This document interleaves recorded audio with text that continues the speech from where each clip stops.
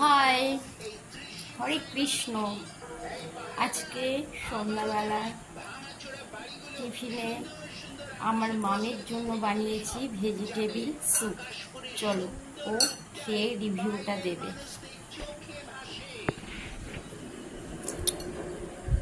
খাও খাও, কেমন হয়েছে? ভালো হয়েছে। কত টাইম লাগবে খেতে?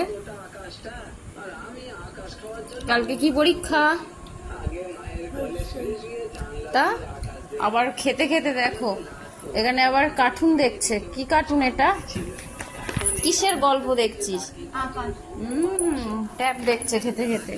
কার বাড়িতে এমন ভাবে খেতে খেতে ট্যাব দেখে কমেন্ট করে বাতাও।